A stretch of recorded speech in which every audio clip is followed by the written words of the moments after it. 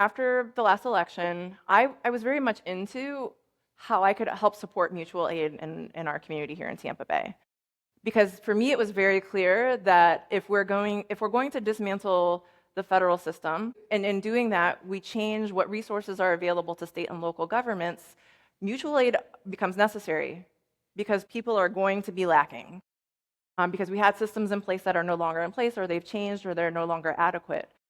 But I don't think that changes the system, of course. And so I think, mutual aid is an important part of how we weather times like these, but I also think it's necessary to say, how could we redesign our community so that we don't have to have people crowdsourcing support?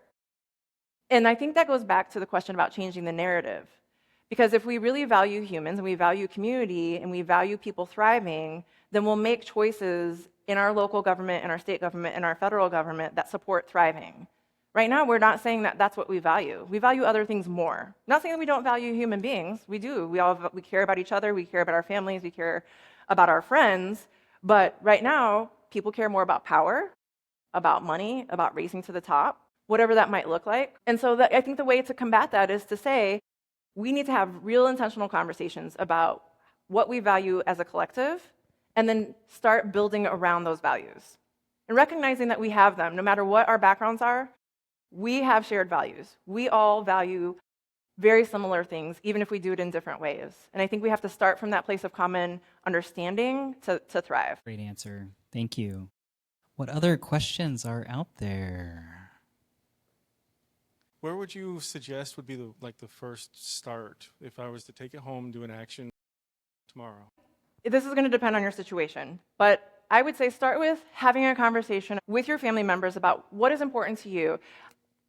And the way I would phrase this is, whatever the question is, just be curious.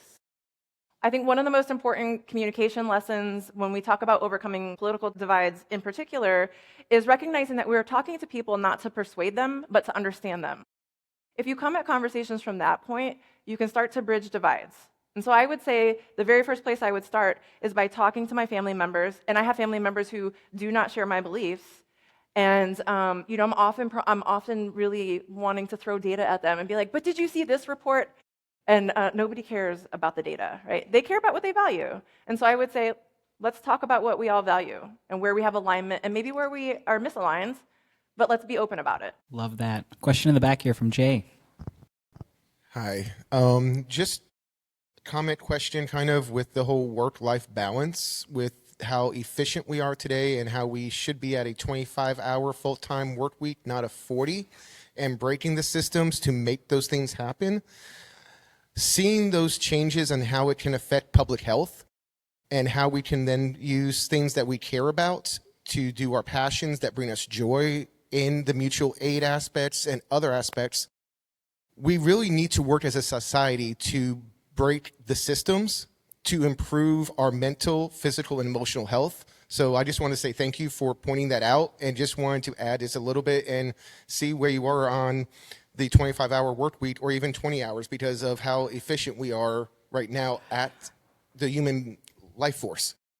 Yeah, so we were talking about the 4-day work week this week. And the 4-day work week is a loose term that also just is basically working 80% of your hours, but getting 100% of your pay, however that looks. The data is clear that employee well-being improves, turnover and absenteeism reduce, and productivity still stays about the same level. So we know this, right? But the important thing, again, is that data doesn't matter. What people value is what matters. So what we need to be changing is actually these conversation and norms around work first. This is why I have the Work is Third podcast. We have to start with what people believe about work and the role it plays in our lives before we can change anything else about the system. Because if you think that I need to monitor employees because I don't have trust and I need to make sure that they're actually doing the work, or I want to make sure that we get X number of profits for our stakeholders or whatever, if those are your overarching values, you're never going to say people should work less. You have to be, as a leader of an organization, and this goes for any of us who might be in any kind of leadership role, saying, I value the human beings who do this work first, and then everything else comes from that. That is my take on that.